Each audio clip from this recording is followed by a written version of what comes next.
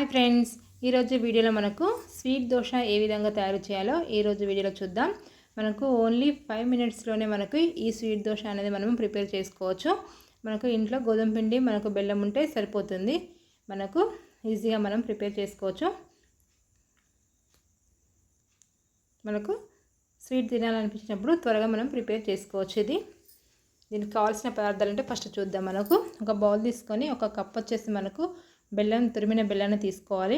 తీసుకున్న తర్వాత ఒక గ్లాస్ వాటర్ తీసుకొని మనకు బెల్లం కరిగే వరకు కలుపుకోవాలి.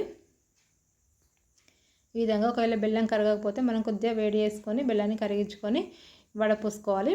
ఇలా వడపోసుకున్న తర్వాత మనకు చూడండి, ఈ విధంగా మనకు కప్పు గోధుమ పిండి తీసుకొని ఈ విధంగా మనకు కలుపుకోవాలి. మనకు బాగా లూజ్గా కాకుండా మనకు దోశల బ్యాటర్ ఏ విధంగా మనం కలుపుకుంటాం సేమ్ అదే విధంగా మనకు ఈ విధంగా కలుపుకోవాలి.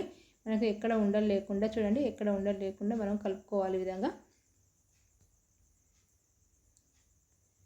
విధంగా కలుపుకున్న తర్వాత కొద్దిగా మనకు విలాచీ పౌడర్ వేసుకోవాలి. ఎందుకంటే మనకు స్వీట్ దోశ కాబట్టి మనకు విలాచీ ఫ్లేవర్ అనేది మనకు చాలా బాగుంటుంది.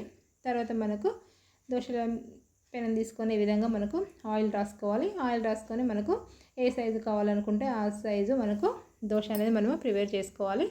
చూడండి, ఈ విధంగా మనకు చిన్న సైజు కావాలంటే చిన్న సైజు, మనకు పెద్ద సైజు కావాలంటే పెద్ద సైజు మనం దోశ విధంగా మనం పోసుకోవాలి.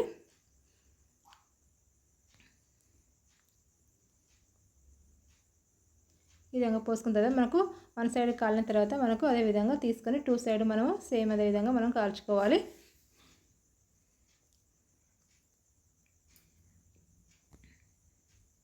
తర్వాత దీన్ని మనకు వేరొక ప్లేట్లోకి తీసుకోవాలి. సేమ్ ఇదే విధంగా మిగతా పిండిని కూడా సేమ్ ఇదే విధంగా మనకు దోశలాగా మనం పోసుకోవాలి.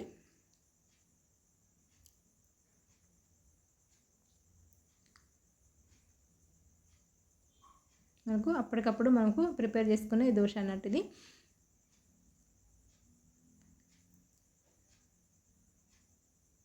ఇంతే సింపుల్గా మనకు స్వీట్ దోశ రెడీ.